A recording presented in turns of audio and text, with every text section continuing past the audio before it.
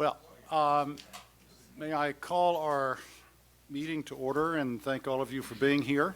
I'm Carl Lindeferth, and I'm the Senior Advisor and Wadhwani Chair on U.S.-India Policy Studies here at CSIS. And I'm delighted to have you here. It's a special red letter day for us. There are two things that are happening today. First, and I trust that you have picked up a copy on your way in, we have our first newsletter from our newly created position here at CSIS, the U.S.-India Insight. I'm sure all of you are just delighted that you'll be getting another monthly newspaper or newsletter, saying that somewhat facetiously. We hope that it'll be interesting to you. We'll try to keep it short and give you some comments on events in the U.S.-India relationship, as well as some links for you to look at other subjects. And we will occasionally be sending out commentaries during the month as well. So that's the first thing that is occurring today. The second is our very first event with the new CSIS chair on the subject of India-Pakistan trade, opportunities, and potential payoffs, with Dr. Sunil Khilnani and Dr. Arvind Subramanian. So I want to say thank you to both of them for coming. I'm going to give them an introduction in a moment. But as you can see, we have two very special things happening. Now, I could also possibly mention a third thing happened over the weekend for the U.S.-India chair to have India win the World Cricket Cup. Was actually, I think, quite fortuitous. But all sides played well, and it was quite something to watch. And as you will see, we even have a brief sidebar in the newsletter about why cricket matters. I imagine most people in this audience know why cricket matters, but we thought we would underscore it for the more general audience. So with those two things mentioned, I would like to turn to the subject at hand, and I would like to do this in a way to, if you will, set up the subject of India-Pakistan trade and call attention to two recently written pieces on that subject. And if you will bear with me, I would like to read a couple of paragraphs from both of these. The first one was a most issue of The Economist and a leader that they had entitled India and Pakistan, a Willow Branch. And it said, after cricket diplomacy, India and Pakistan should try some other ideas. This just appeared this week, so it could not be more timely for the purpose of our discussion. Here is what The Economist had to say in its editorial. That after cricket diplomacy, they should try some other ideas. The two sides are trying unusually hard at the moment. Their most senior Home Affairs officials met this week and at last agreed to investigate the Mumbai atrocity jointly. Foreign ministers will get together soon. I think that will take place in July. Meanwhile, Pakistan seems to be sending fewer militants into Kashmir these days. The question is, how can India and Pakistan do more than show willing? Goes on to say, given the contentiousness of the big disputes, they should start with modest matters and some small steps. Cross-border trade is a good place to begin. At this moment, it hardly exists. Officially, bilateral trade is worth $2 billion a year, unofficially a few billion more. A very small set against India's booming business with China, $60 billion, or even Africa, $45 billion. This is deliberate. The two governments impose tariffs and other constraints on each other. It is also short-sighted. Consumption and trade should be encouraged in order to create an economic incentive for peace. And if that helps boost Pakistan's beleaguered moderates, then so much the better. So that is from The Economist this week. Now, if The Economist was paying attention, and I'm sure they did, exactly 1 month ago, the beginning of March, there was a joint piece by Sunil Khilnani and Arvind Subramanian, both in the news in Pakistan as well as The Times of India. And their article started off with these two paragraphs. As government-to-government talks resume between India and Pakistan, it is time to consider other channels of engagement that can contribute to improving relations or at least minimizing distrust. Cricket helps, of course, and we can hope that the World Cup now underway may rekindle some of the good spirit among fans that prevailed some years ago. But the interaction needs to be more constant rather than episodic, and it needs to move beyond the symbolic and dialogic to the substantive and tangibly beneficial. The best option would be to intensify trade. It is true that when countries trade goods, they are less likely to trade blows. While there is consensus that this is a good idea, little has been done to realize it. So I found the fact that there was a convergence of views of our two co-authors and The Economist and many of us that have thought about this remarkable, and it's a great way to start our discussion here with the new U.S.-India chair here at CSIS. So with that as an introduction, let me now introduce specifically our two speakers. Arvind Subramanian, an Indian national, is senior fellow jointly at the Peterson Institute for International Economics and the Center for Global Development, and has also been research professor at Johns Hopkins University. He's also served at the IMF during his career at the fund. He worked on trade, development, Africa, India, and the Middle East. He served at the GATT during the Uruguay round of trade negotiations and taught at at Harvard University's Kennedy School. He is a prolific writer. I get his many offerings, and they never fail to impress me with their insight and their breadth. He recently did a book review on Why the West Rules for Now, The Patterns of History and What They Reveal About the Future by Ian Morris of Stanford. Recently written a piece on fighting imported corruption in the business standard, and has written a piece of what does Congress stand for, and I assume you mean the Congress Party as opposed to our Congress here. I just want to make sure. Some of us ask the question here, what does our Congress stand for? We'll perhaps find out this week in terms of the budget battle. Dr. Subramanian has also written extensively in terms of book length accounts, India's Turn, Understanding the Economic Transformation. He received his undergraduate degree from St. Stephen's College in Delhi, his MBA from the Indian Institute of Management, and his MPhil and PhD from Oxford. So welcome very much.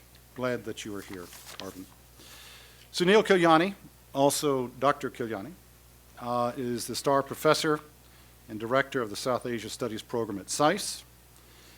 He has been Professor of Politics at the University of London, visiting professor in Tokyo, elected a Fellow of Christ's College at University of Cambridge, also a Fellow at the Woodrow Wilson International Center here, also a prolific writer. I actually brought a copy of perhaps his most famous book, The Idea of India. I asked him to inscribe it. I told him that the person that recommended this book to me, not to be a name dropper, but was President Bill Clinton, when in March of 2000 he was about to embark on his trip. He actually took a stroll to a bookstore and picked up this book and said this is the one that he wanted to read. So it's got very good reviews, I can assure you. We will be hearing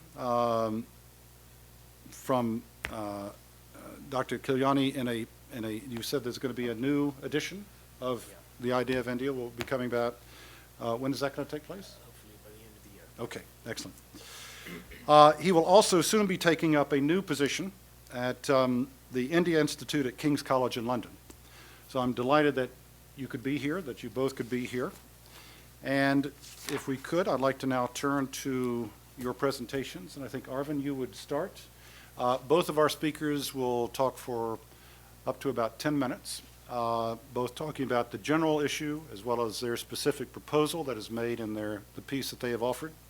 And then we will open up to a discussion. So, Arvind, please. Rick, thanks very much for the kind introduction. Thanks for having us over.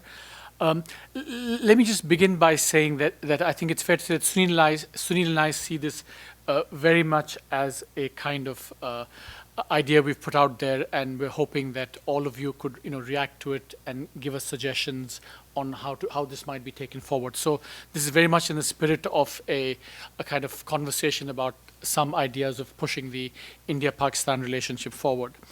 I mean, I wish, as a cricket lover, I sometimes wish there could have been a kind of a cricket analog to the Immanuel Kant, Tom Friedman principle, one saying, no two democracies ever go to war with each other, no two countries that produce McDonald's go to war with each other, which of course was violated, I think, during the Sarajevo raids. But I wish we could have said that no two countries that play cricket with each other ever go to war with each other, but alas, that's not the case. So I think the idea of the piece began very much with this sense of, the politics has gone nowhere, seems to be going nowhere. And in fact, now in some ways things are looking even more kind of bleak from the government to government perspective. So we were thinking, are there not just non-politics, non-government ways of doing this, but even when we move to economics, is there a way of moving beyond government, even within the realm of economics, and whether we could think of something that the two countries could do? Now, of course, when one thinks of economics and trade as a way of boosting cooperation, of course, you think of the original European model, the Franco-German reconciliation that began under the first, the European Payments Union, the European Coal and Steel Community, and then now that's gone on to, of course, the European Union, and it has been a tremendous success. So one shouldn't have grandiose kind of visions about where the India-Pakistan thing might go in the future, but you have to start somewhere. And so intensifying trade cooperation might be one place to start. It's a kind of a modest beginning. But then you run into the following problem, which is that when you think about intensifying trade, the first thing you think of is intensifying trade in goods. And my colleague Mohsin, who's here, has a very nice policy brief on this, which lays out the key facts, which is that when you think about intensifying in India-Pakistan trade, as you mentioned, Rick, 2 billion in trade, probably 2 to 3 billion trade via Dubai. The problem, of course, is that, according to some of the calculations, actually the scope for trade is something between 5 and 10 times what it actually is. And so that kind of shows you what the unrecognized, unrealized opportunities are. The problem, of course, is that, once you talk about intensifying trade, you immediately say, well, there are trade barriers, so once again, governments have to be involved. And then, again, the commerce ministries of the two sides getting involved. It's not been a very pleasant experience, whether in the context of SAFTA or even India-Sri Lanka trade, India-Bangladesh trade. It's been a very messy, tortuous process. We do have a free trade agreement with Sri Lanka, but it's what we call a Swiss cheese agreement. Lots of exceptions on both sides, onerous rules of origin. What developing countries have always complained that the industrial countries do to their exports by imposing onerous rules of origin. India has been a perpetrator in this regard vis-a-vis Sri Lanka. So it's a very exciting kind of complicated, messy business, and it's gone nowhere. SAFTA has gone nowhere, in part because the big India-Pakistan link has been missing. So when we thought about this, we said, trade is the obvious place, but then you have this same problem that afflicts the broader security and political dialogue. So why not think beyond that? So the specific proposal we had in mind, relies very much on the two private sectors, as it were, taking the lead in this dialogue, and probably also the Indian private sector in some ways taking the lead on this. The idea being, broadly the idea is the following, that if you look at India, for example, the Indian development experience, one of the lessons we've learned is that the IT sector, apart from whatever direct contribution it's made to the economy, it's made a huge indirect, but no less important contribution, which is that it's changed the dynamic of the demand for education in India.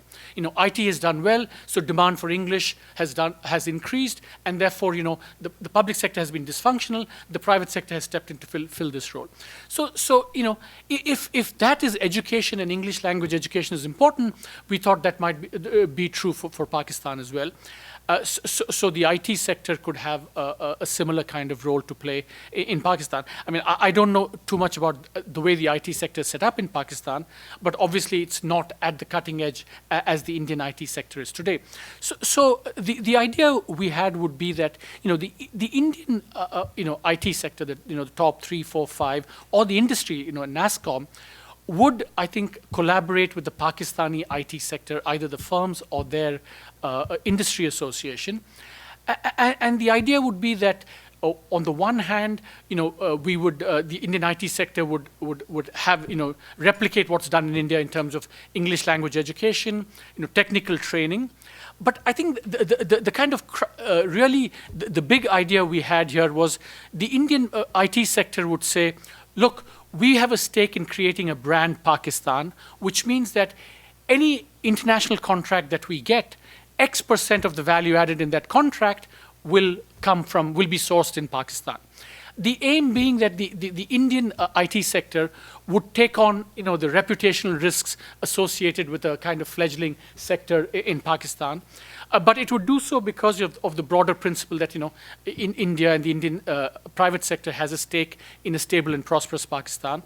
So that's where the lead would come from. And then hopefully, once, this happened for 3, 4, 5, 6 years, then the Pakistani IT sector could also become a world-class and competitive like the Indian IT sector. Because frankly, the conditions that have made the IT sector successful in India, there's no reason why that shouldn't be replicated in Pakistan. Because as economic activity goes, manufacturing, infrastructure, all these are very transactions intensive, which is difficult in India, but certainly also in Pakistan. The IT sector, is less demanding of government, less demanding of infrastructure. In principle, you have some English language skills, you're connected to the world, and that seems to be true, generally true everywhere. Perhaps there's a way to get this thing started. So we end by saying, hopefully the Indian IT sector and the private sector could dare to tread where, governments have not tread in the past before. And so now, so the question is, what are the next steps? How do we take this forward? And Sunil, over to you. Thank you, Rick, for the invitation to be involved in this discussion, and thank you also for your very kind introduction. There's not much I think I need to add to the specific idea. It's a short piece that we wrote. It was really more a kind of message in a bottle to the world, to readers in Pakistan and in India. In a sense, an invitation to open up a discussion about what we can do to move the relationship forward. We don't have a larger paper or argument to support it. We just have an idea. So in that sense, it's very much open for discussion. We've been talking about cricket diplomacy and what can be done on that front. Last week, during the semi-final between Pakistan and India, I was actually in London at a meeting between journalists from the two countries. It was a sort of closed meeting where these two communities of journalists were invited to see what role they could play in improving relations. And I was very struck. It was a meeting that was it was great camaraderie, of course, amongst the journalists. It was a meeting that was punctuated by notes being circulated with the latest score. But at the same time, it was also a meeting in which there was a lot of gloom. Gloom in the sense that both sides, both journalists from Pakistan and India, familiar with each other's country in many cases. They were journalists who'd been in both countries. Also had this sense that it was very hard to see how things would move forward in a positive direction, even the fact that the two prime ministers were sitting together that very moment didn't really necessarily presage a great improvement. And of course, one of the things that was seen as looming over the relationship was the Mumbai 2008 and the aftermath of that, and the trust deficit that had become, in a sense, entrenched and had expanded in many ways. And there was a sense that government government discussions had taken on a kind of ritualistic air, and also the many varieties of track 2 discussions and contacts had also taken on a slightly sort of formalistic and not particularly delivering kind of aspect to them. And that, in a sense, reiterates, I think, the point that Arvind just made, which is that, our sense was really that we need to move outside the existing channels, that there's been a lot of expectation and hope placed on the existing channels. So when the U.S. has been involved, it's really been about trying to get governments to talk to one another, or trying to increase, or the main institutions of the two societies to speak to one another through track 2 and so forth. But perhaps it is time to step outside that framework. And our sense was that we really need to widen the repertoire of policy options that are available, that we need to sort of throw in different options and not simply hope that the existing ones that have been tried will work this time with one more push, one more effort of putting the shoulder to the wheel, and finally we will get through the discussions that have begun, but actually to try and even perhaps sidestep and see if one can find other approaches and methods. And there are obvious incentives to developing the trade relationship. All of you are familiar with them. Both Rick and Arvind have stated them again. And not least from an Indian point of view, the need to see Pakistan really start to move in a more positive direction from where it is today. I mean, the question of Pakistan, of course, looms over the South Asian subcontinent, not just for the citizens of Pakistan, but for all of the citizens of the subcontinent. And in that sense, India's own growth prospects, which it feels so confident about at the moment, India's own growth prospects really are constrained and stand in many potentially to be derailed by what happens in Pakistan. So there's a very direct interest, I think, in trying to create the conditions for growth to happen in Pakistan. And we were just talking earlier about thinking about the future of the two countries in the subcontinent. And it is, I mean, even if one took away all the other difficulties that Pakistan faces at the moment, if you just looked at the sort of demographic trends and the economic growth trends, which are not working together in a positive way at the moment, just those aspects themselves would be enough to see the potential for difficulties ahead. Add in the fact that it's also a largely young population in Pakistan. So in thinking about what kind of economic linkage could emerge, I think we were also trying to think about an economic linkage which would have some direct social aspect, a kind of a social benefit, if you like. And in that sense, again, the thought was that the IT sector could have that aspect, precisely for the reason that Arvind just outlined, which is that it is linked to the development of education. It has, in the Indian experience, been a locomotive for pulling people into the pursuit of education, and it has been something that has in a sense it's force the creation within India, within a system that, an educational system that is dysfunctional. It's actually forced the creation of private sector educational expansion and education entrepreneurship, which has been a great benefit in expanding education in India.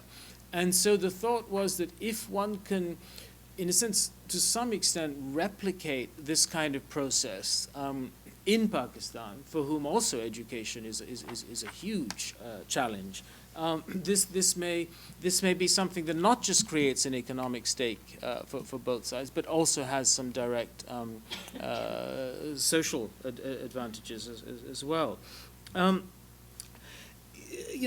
Going back to the relationship to government, I mean, there are things, I think, which could be done at the government level when it comes to trade. I mean, one obvious one that has been discussed from time to time is that the Indian government could make some unilateral move whereby it opens Indian markets to Pakistani goods, and I think that is something that could be done. It's in the realm of possibility, but it's not likely to happen in the near future.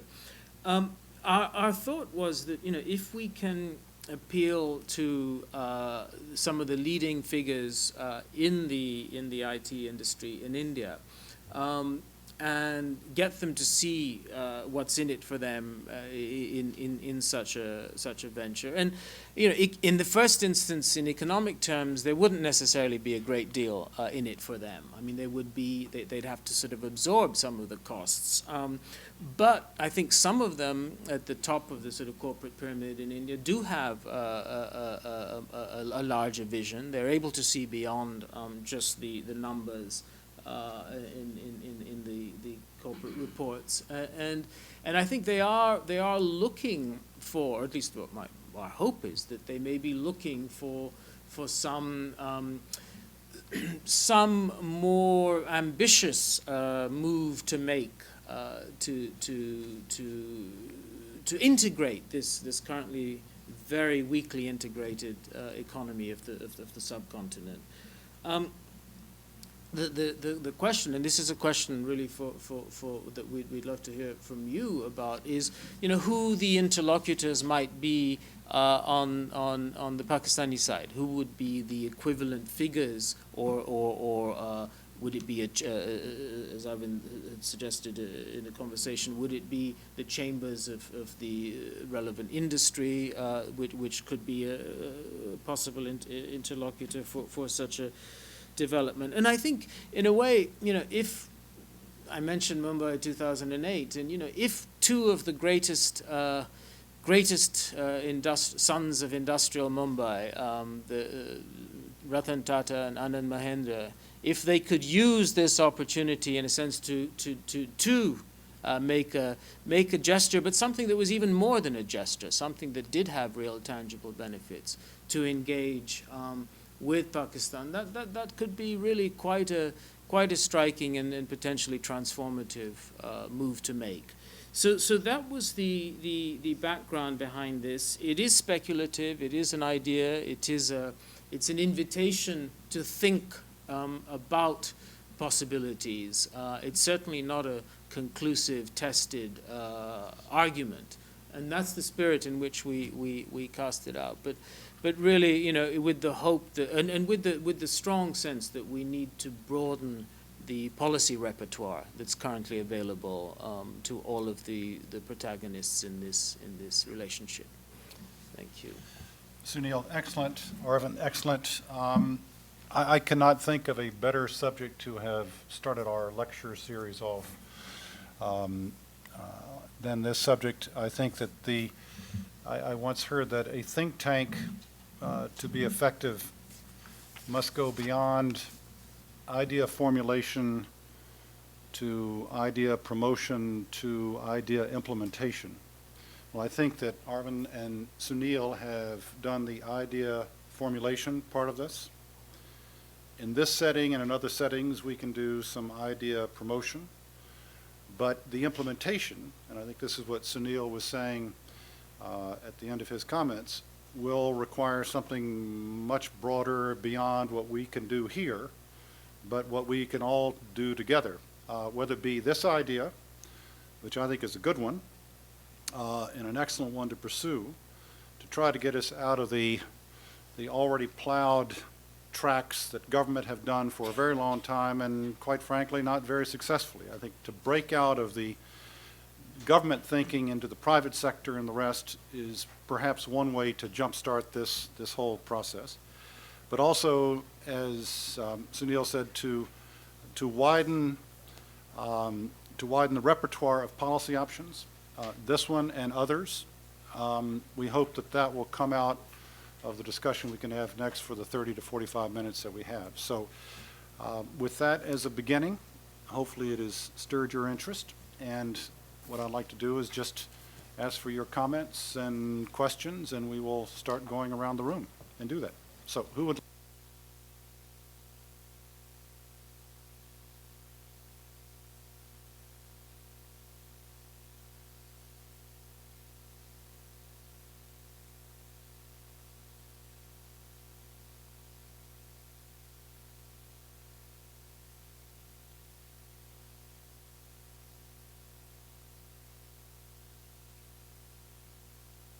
come up close to the table? Excuse me. Sorry, guys. Thank you. Dr.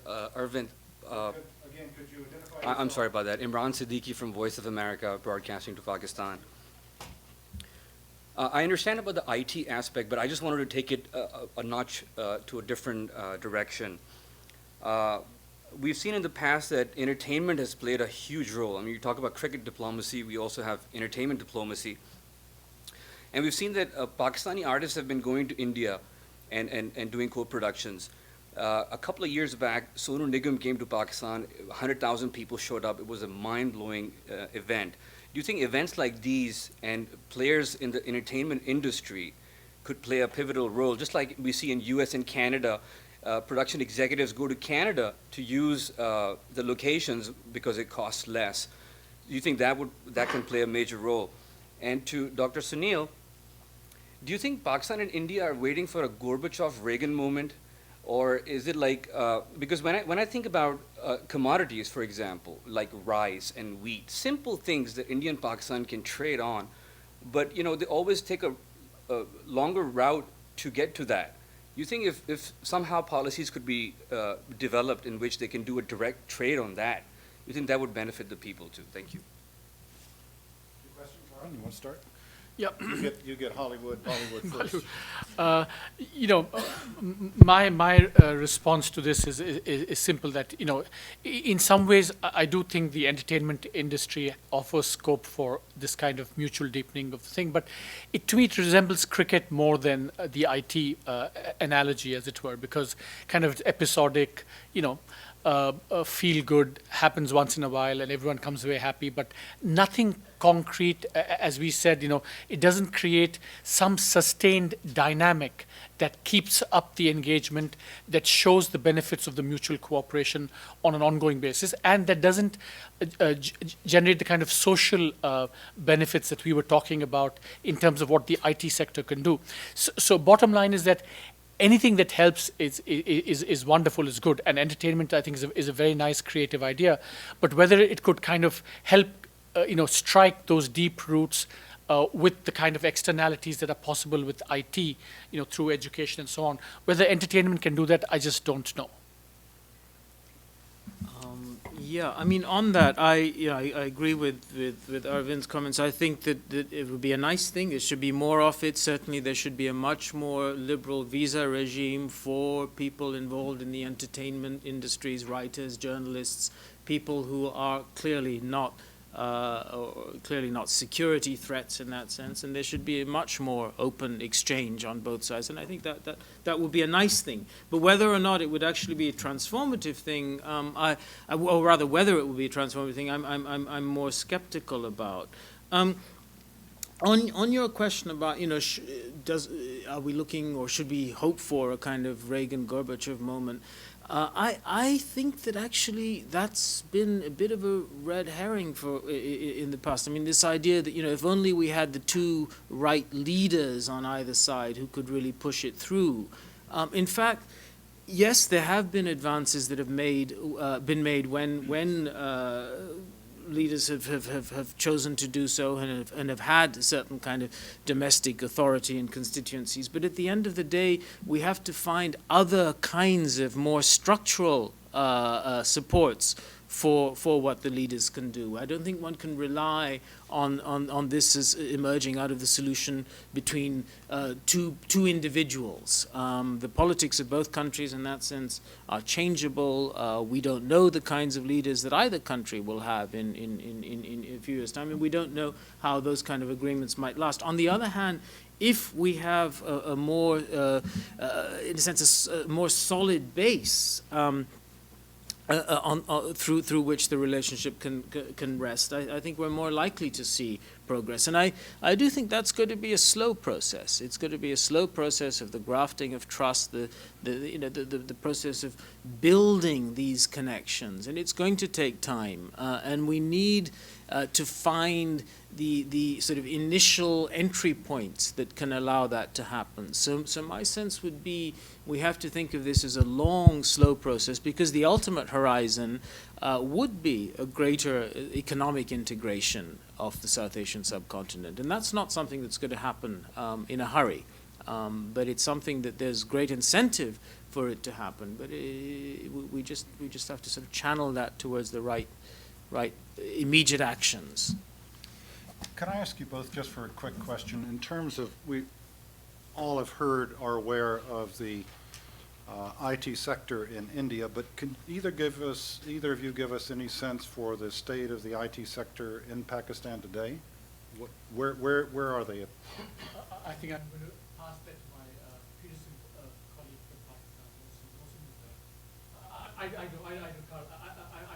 not an expert on the IT sector. That is fine, and I want to tell you that I have your paper here, which I was going to call attention to at the end of the session. It's entitled India-Pakistan Trade, a Roadmap for Enhancing Economic Relations, published in July of 2009 by the Peterson Institute. I highly recommend that as well in terms of this overall discussion, but please. Well, thank you very much. I can come back to, I just wanted to make 4 points, and I was going to come back to Dr. Sunil's question about the interlocutors on the other side, which should be covering your question about IT. First of all, I think this is a fascinating idea, and I think it's, it does go beyond what I've written on trade and how trade in goods can take place between the two countries, and the constraints and restraints there are right now. Some just simply bureaucratic regulations, others are tariffs and so on, and subsidies, etc. So I'll abstract from that. I would make one general point to start with. I think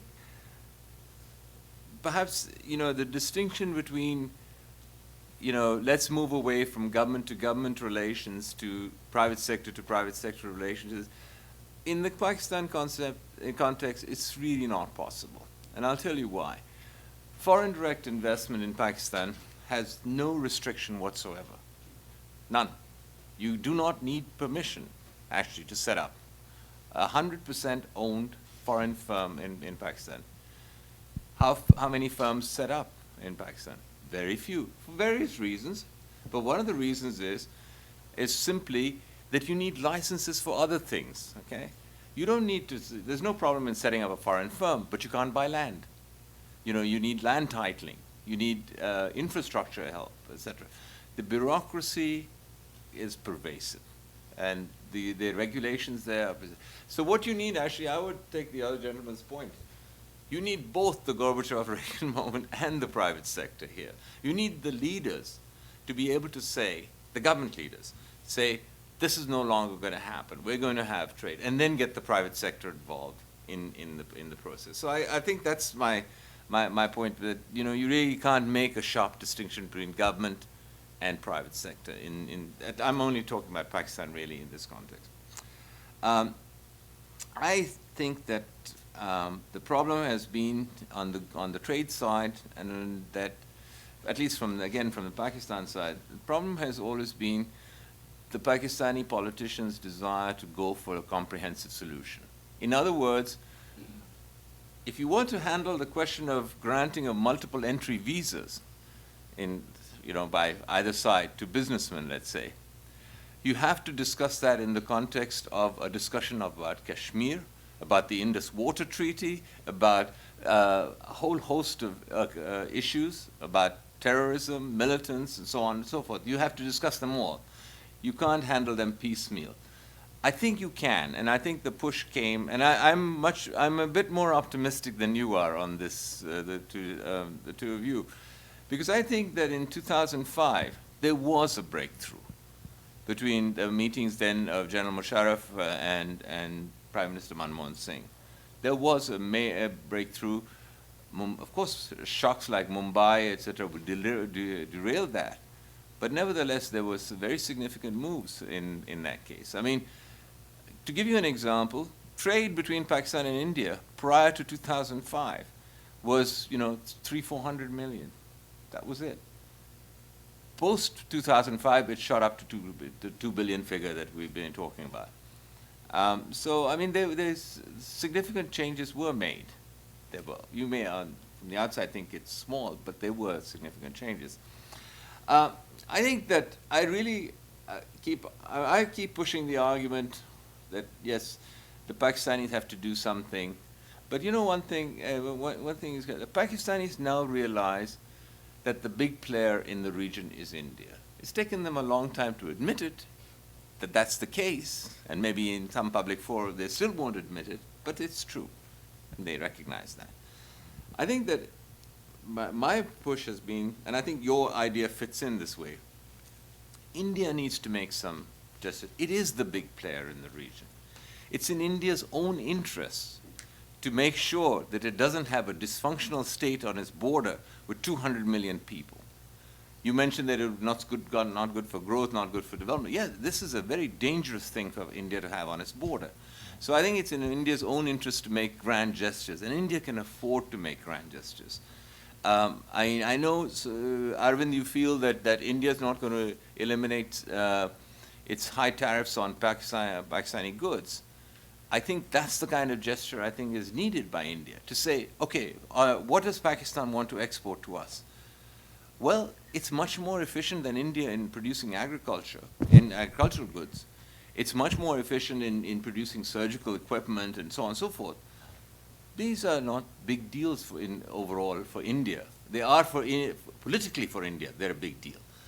From an economic standpoint, they're not a big deal. I would say, and this might be heretical to say this as an economist who spent a career at the IMF and then now at Peterson, I see, a gesture could very well be eliminate the tariffs on agricultural exports from Pakistan, and if your farmers are suffering in India, subsidize them in order to, get to take the hit. That's what the worry has been. Finally, one last point I would make is on interlocutors on the other side. Well, actually, there is a fledgling, relative to India, fledgling IT industry in Pakistan. It's Is there an association? Yes, there is. Yes, but I think that the people to go to in this, and we can discuss the specific names. There's some very new young entrepreneurs in Pakistan who are looking for major opportunities, both in the IT sector and in related sector. Now, I'll give you one example that's come up now that is very interesting to show, again, the sort of roundabout way trade takes place. Expatriate Indians and Pakistanis in the IT sector here in the United States have been farming out business to Pakistan, and Pakistan has what they now call a growing IT cottage industry, which is people working in small firms, etc., doing the software development in Pakistan, then shipping it back here. And there are two channels that I would push. One is the entrepreneurs that are in Pakistan as the interlocutors or the counterparts to the ones you've named. but there are several here in the United States that could be encouraged to. For example, I mean, there's absolutely nothing wrong, and I mean, to me, it would probably sell better as well if you had a sort of a joint venture set up between Indian IT, Pakistani IT here, and then go back to Pakistan to set up a shop there. Thank you. I think this is just the kind of reaction that we were hoping that our piece would provoke, and I think there's some excellent suggestions that Mohsin has made. Mohsin, you spoke about the grand gestures, and again, this is something I want to throw it open to people who understand the politics much better than I do. That, I think grand gestures might be possible under some political circumstances than in others.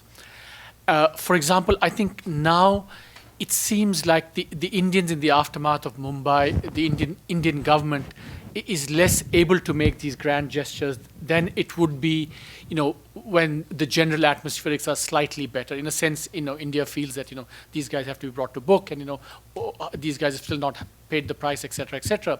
And therefore, to me, still, in today's context, it is still easier for, the private sector to take the lead, which is, at least on the Indian side, even in India, the divide between private and government is not as stark as we're making it out, and you're quite right to point that out.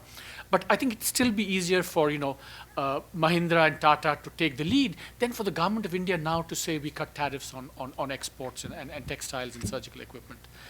I think in this context, that's just that much more difficult. Hence, I still feel that the initial entree in this context should come from the private sector, taking account of your point about, these distinctions are not so sharp. That's my sense. I don't know whether you agree, Sunil.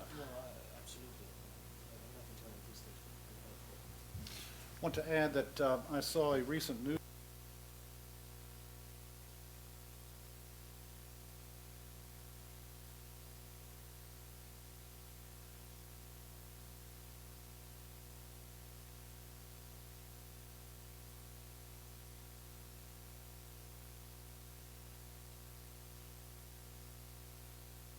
Make 3 points, Steve Cohen, Brookings.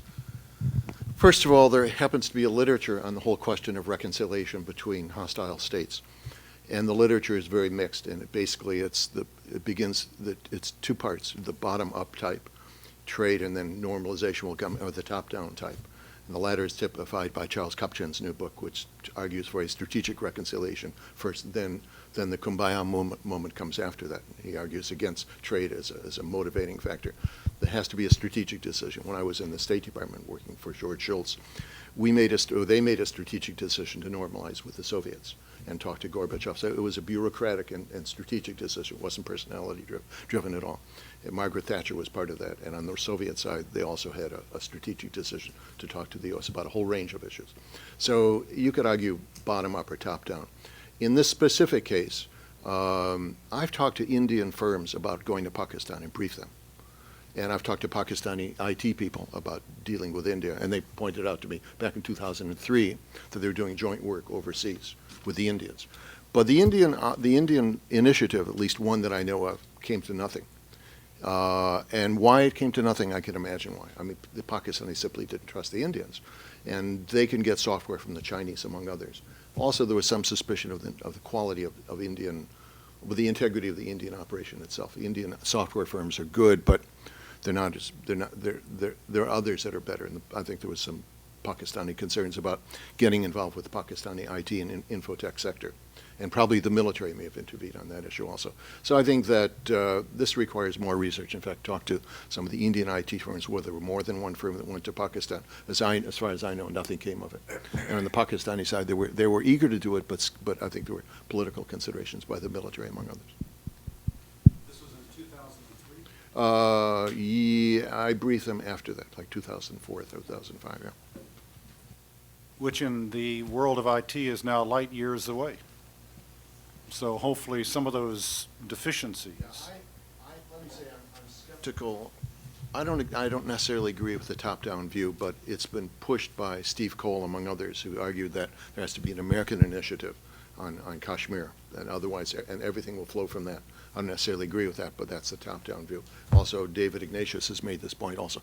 America should get involved with this, not simply encouraging IT, but in a strategic decision in both countries, make it worth their while to have a normal, to allow the IT people to go for it. And I've argued, for years now that water and environment are common strategic threats to both countries. They should be working together on these issues.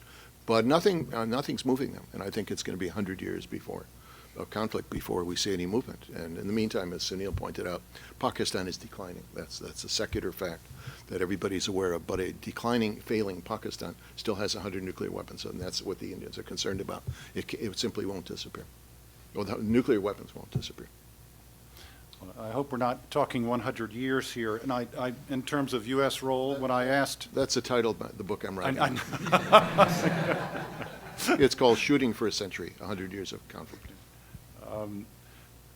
When I talked to Arvind and Sunil about their op-ed, I asked, I had seen it in the Times of India, and they said it was also in the news in Pakistan, and I said, did you also place it in a U.S. publication? And they said, no, we're aiming this at them. And I think that's where this kind of initiative is going to have to start with. Deepa Olapalli? Thank you. Deepa Olapalli from George Washington University, formerly a colleague of Rick's.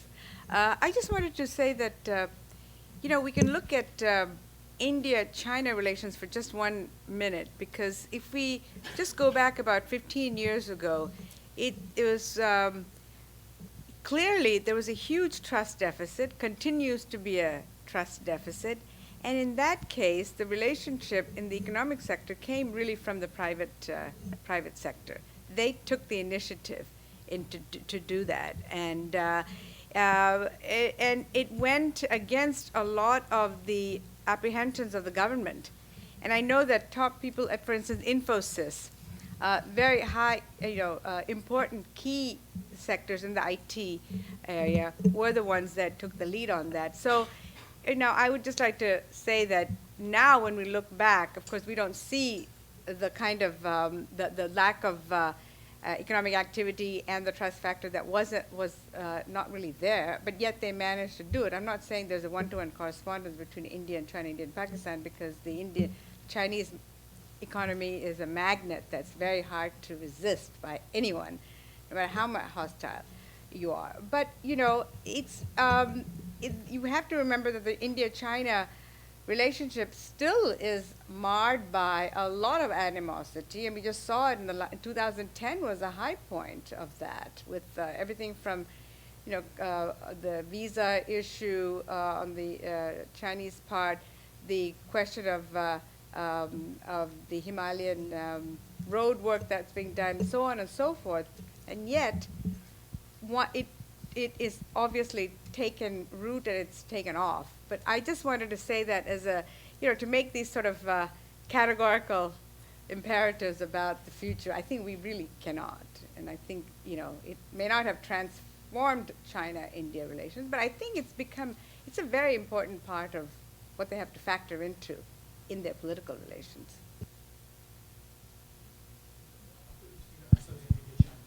I just want to say that the one area where India-Chinese relations are worst is IT and technology. The Indians are ahead of the Americans in criticizing Chinese meddling in the IT sector. Steve, sorry. The thing is that I've just been in India with the national security team talking about, thinking about India-China economic relations just early last month. And it's true, Steve, what you say. Some of the documents produced for the meeting by Indian industry could have been written by the hawkest of hawks on the hill, detailing what the problems were.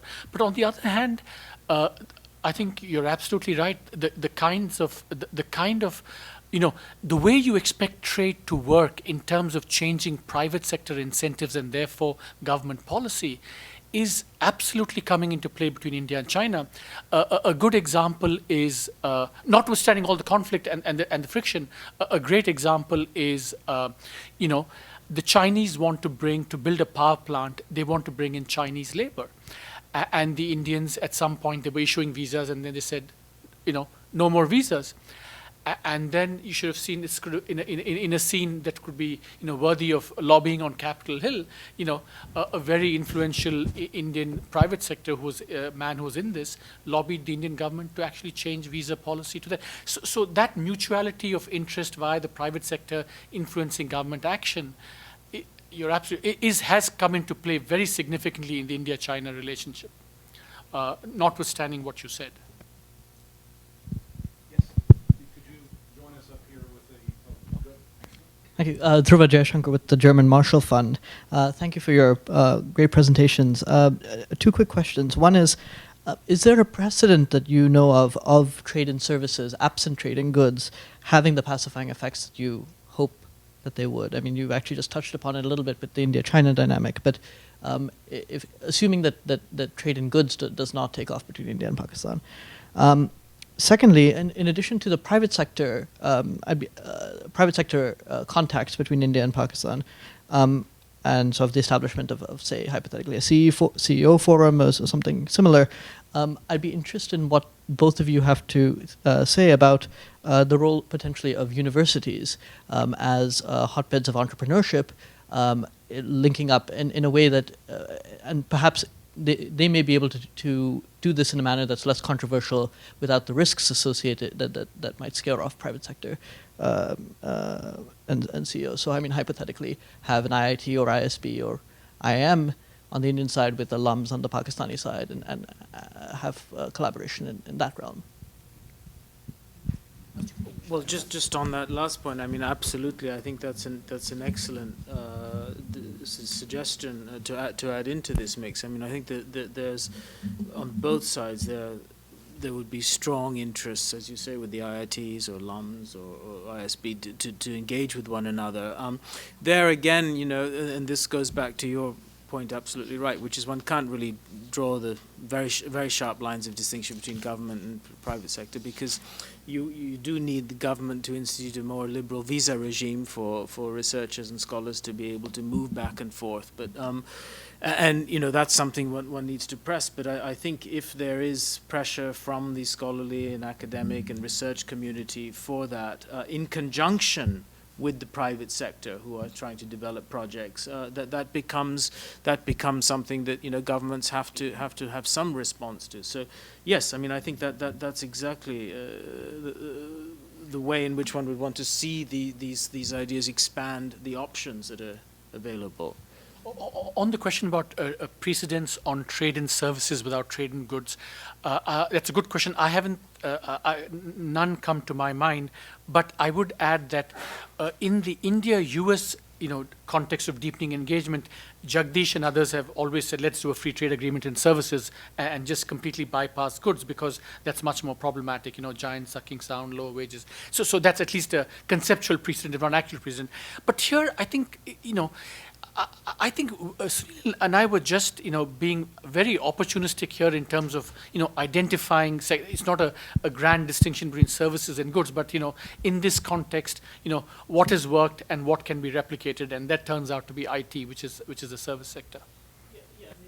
To add a point to that, I mean, the other point about the focusing on IT in the context of India-Pakistan was that it does present slightly less levels of risk in terms of security aspects and so forth. And so that was whereas, the whole pipeline discussion has got stymied time and again because of those kinds of issues. And this was a way for this particular context, rather than a general rule that services can somehow do the job that otherwise, goods might do. So that was the other context of it. I just want to make a more an economic point that, when people, wax eloquent about the rise of the service sector in India, I think 2 points need to be kept in mind. One is, it was an accident of history in some senses because of colonialism and the English language legacy, and second, I think many people have made the argument that, services took off in India because manufacturing was so regulated. So the government didn't know that there was something to regulate, so it took off. So in that sense, just to support what Sunil is saying, everything is demanding of government. There's no economic activity that's not. But as these things go, I think IT is less demanding than if you were to set up a pipeline or a manufacturing plant or something like that. Right, again, just to add one more point to that. I mean, the other thing about IT, and this was the point I think that Mohsen was also making, that it is a very globalized sector, and so that the connections can be made at many different points, Including internationally, which actually can help to bypass some of the otherwise, things that end at the border. So in that sense, it's also potentially very productive in this context. Smiling, because I feel the spirit of Tom Friedman in this room right now.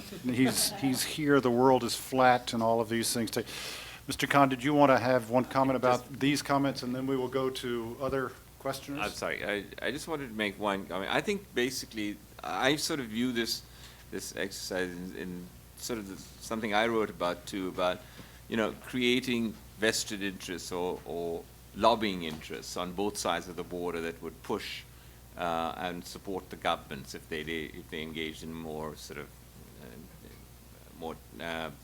if they wanted to have closer economic relations. And I think I agree with you on the IT sector, so I'm not questioning that. I think one thing you have to keep in mind is there is one difference in pressure groups in the two countries.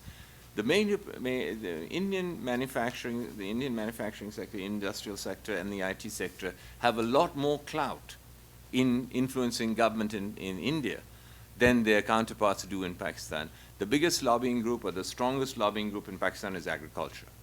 And that's why I said, grand justice, if you want to create a group that is interested in closer relations or better ties with India, you do something on the agricultural side, and if they're going to profit from that and benefit from that, they will gain. So this is a side issue. It's not related directly to your paper, but I just wanted to make that one point, that and there are Pakistani manufacturers and IT people who have influence, but that their influence is nowhere near what the feudal landlord's influence is.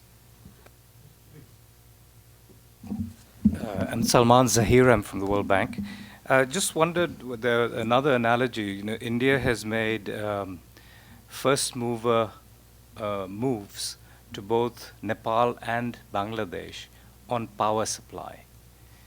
India is short of power, but the amount they've offered, 500 megawatts to Bangladesh and 150 megawatts to Nepal, would be transformational in either of those two countries relative to size of their power market.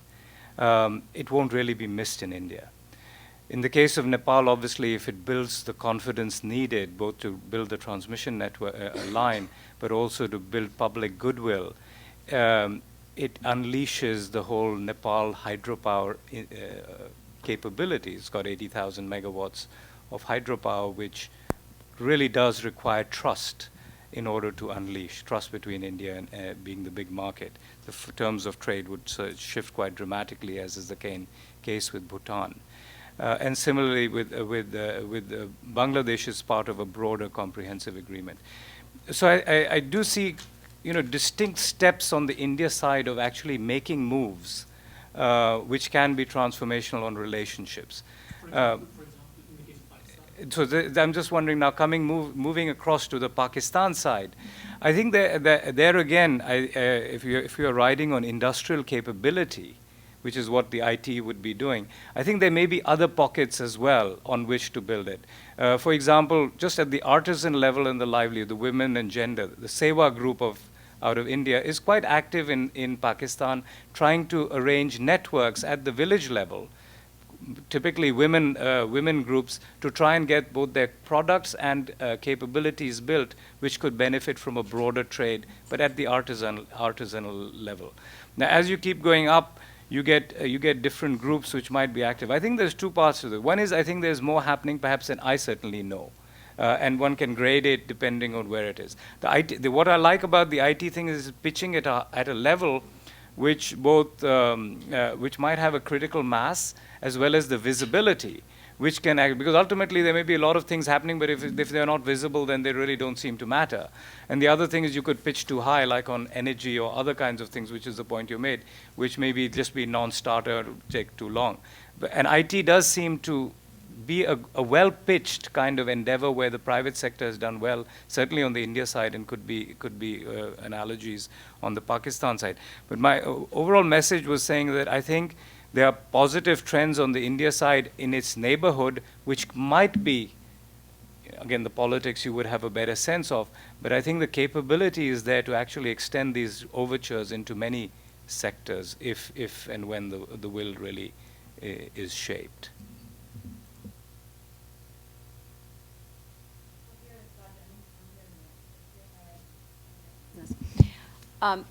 Just a quick question. There was some talk when India was negotiating in the WTO that they were giving preferences to other developing countries. As an advanced developing country, they were instituting some preference programs. Have they actually done that yet? I mean, I don't know. What I do know is that, when the commodity prices were going up, and India had imposed export bans on some of these commodities, they did relax those bans asymmetrically for the African countries. Now, that is a kind of preference. Right. But in this case, I think whatever the economic motivations, I think also at that stage, the political motivation was also that India was keen to follow China in terms of the whole, getting hold of energy resources in Africa. So it might have been part triggered by that as well.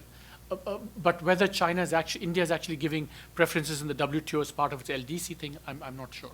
Yeah. If I may, I'm Arvind Subramanian. I have to be the executive director at the IMF. That's not why I'm here. That your answer to your question is an unambiguous yes.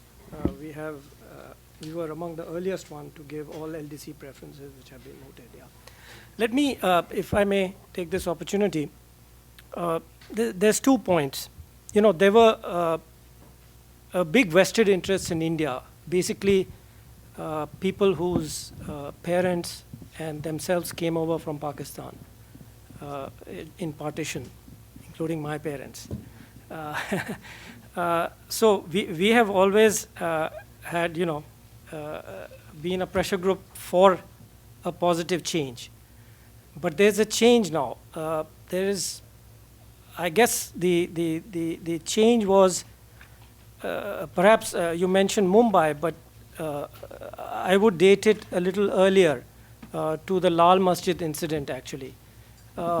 Many of us have kind of given up hope because of the progression. It's not just the economic progression. It seems like the counterparts. I mean, I keep asking my Pakistani friends, who is it can I talk to? And remember, this is in a situation when one of my best friends is now at the highest levels of government in Pakistan. And I see he is able to do zero, frankly, over there. I mean, we have discussed these issues over the last, 5 years, 20 years. And if he can't do it, one has given up. Okay, let me give one third point, small point. And this is India-China. In 2006, I was invited by the party school in Shanghai, and I was placed next to a person who ran an NGO. And it's interesting how that's the one thing they recognize, that India is ahead of them. And they were very keen. They've learned, and you see the result, I think it was yesterday's paper, the Shanghai government has announced a program of using NGOs to supply government services. The point about this is the lesson. I think I think that's a channel which is potentially non-threatening, which should be explored much, much more deeply than perhaps it has in the Indo-Pakistan context. In that, within that ambit would be private universities also. All non-governmental activities. Can we increase the interaction in whatever way possible? So the Yeah, I would put that in the same umbrella.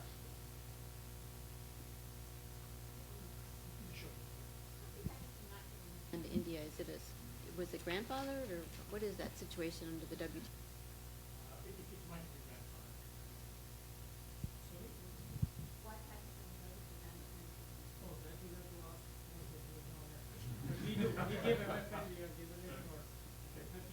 Other questions? I think we've got about 5 minutes. I'll respond to the question. I'm a journalist, Raj from Hindustan Times. It's been a month since you wrote this piece, which appeared in Times of India in India and the news in Pakistan. Have you heard from anywhere, and what have you heard? Heard from us. That's in DC. That's in DC. It's a ripple effect, but I'm sorry. A more serious response. You know, actually, we did hear from some of our both you know, colleagues in Pakistan and in India, and you know, this is not, I mean, unanimously, you know, positive, and you know, but it was always the question of, you know, how do you take this forward? What are the next steps? And in fact, one of our common close friends said, what are you doing to take this thing forward as well? And so I think it's fair to say that, Rick, correct me if I'm wrong, that the idea has gained resonance, but we're still kind of floundering in terms of, you know, what might be done and who might be the best interlocutors to kind of take this forward. Shall I just make it? Yeah, I mean, that's right. Yes, certainly, personally, I was just in Delhi last week also, and in a number of conversations this came up. And you know, I think there's a lot of private interest and support for it, but how that gets translated into actual action remains the big question, and how the people who can actually initiate it can be motivated to do it remains a big question. I just wanted to just quickly speak to some of the points that were raised. I mean, I agree with Steve Cohen in the sense that, yes, you know, both of these aspects are going to, that's to say top down and bottom down, are in the end going to be important. I mean, we've been emphasizing the bottom down, but of course the top down approach is going to be important. One way in which one can strengthen the hand of the leadership or the strategic approaches is by being able to show or provide some other ballast to it, which comes from sort of lower down the ecology, if you like. And that's one of the things I think we also have in mind. Again, why the IT thing seemed particularly promising? I mean, some additional reasons. You know, one, it is the sector, as Arvind was suggesting, where, in a sense, on the Indian side, there's been the most dynamism, the most risk-taking, the most entrepreneurship. And this would be a kind of require policy entrepreneurship. It would require sort of policy risk-taking. And I think there are some people who are leaders in that industry, in that sector, who have that kind of vision. And that's why we also thought it was a kind of argument that could appeal to them. So again, we were thinking about audience. The other thing, again, and this goes to, you know, one of the benefits for Pakistan, is that you have a situation now where some of the best people, the best young people in Pakistan are actually leaving the country. They don't see themselves as having necessarily a stake or a future there. And this would be, by trying to sort of develop this sector, it would be a way of actually giving them a stake, as we've seen in the case of India, where now you have people going back from Silicon Valley to Bangalore, who are kind of, you know, at the very peak of their field. And if one could create something like this, it would be, I think, an important way of giving a stake to some of the best minds in Pakistan to be involved in their future. Steve? An idea. You're a think tank, so I'll give this free. As suggested by Mohsen, and also drawing from some of Wolf's experience with selling airplanes to India. The Indians have pushed the notion of offsets. So instead of looking for a symmetrical IT agreement, as suggested by Mohsen, look for the political support. In India, it's IT, that's powerful sector and politically influential. But in Pakistan, it's agriculture. So why not trade IT for agriculture? In a sense, you assume that the amounts will be the same. Both countries will benefit, but they don't have to be the same. Same as that when we sell aircraft to India, we're going to have to provide offsets up to a certain value. So you could construct this yourself, Arvind, in a sense. What would be the value of Pakistani agriculture to India, which would match or balance the value of Indian IT investment in Pakistan? I'm not an economist. The only problem with that is that in that India, in crude mercantilist terms, India is incurring the cost for both of them. What's the give and take there? Well, it benefits in terms of IT sharing and profits, yeah. No, no. As Sunil and I said in this article, I mean, initially it would be a cost for the Indians in IT industry to do this, because they'd have to overcome whatever security fears they have. Yeah. They have to create, invest there. And if they actually follow up on what we said about, sourcing value add in Pakistan, that's net loss to India. It's the kind of sucking sound argument. So in that's why I don't understand what the, quid pro quo. It's all kind of in mercantilist terms. I'm not saying. But I thought the Indians would make money by doing IT business in Pakistan. You're saying they won't? The Indian IT sector has no big interest in Pakistan, as a commercial proposition. Yeah, there's no big, it's not a big market or anything. They want to get into the Chinese market and to the European and Japanese and Australian, but they're not particularly interested in the. Well, then, if it doesn't make financial business, there's no, and even if it made political sense, IT on the Indian side, erg on the Pakistani side, but if it doesn't make financial sense, why raise the idea? Well, I briefed one Indian company about this, and they thought they could make some money, but maybe they can't. I thought was precisely not that they would be making money in the initial 10 years, perhaps, but that for these other reasons, political, strategic, etc., this was this might seem advantageous. Okay, let me conclude with a few final comments, and then we'll thank our wonderful speakers. Microphone. Thank you. First of all, you have also outside, in addition to the op-ed and information about our new newsletter, also a piece that was excellent recently in the Washington Post about a shortage of trade on the long India-Pakistan border, an excellent journalistic account of where that trade relationship exists today. So if you want to sort of be brought up to speed on that subject. There has also been, including what I mentioned with Mohsen at the Peterson Institute, there have been a number of reports written on this subject, and if you want to take a look at some of those to get further background, I urge you to do so, one of which was done by our partner institute at ICRIER in New Delhi in 2006.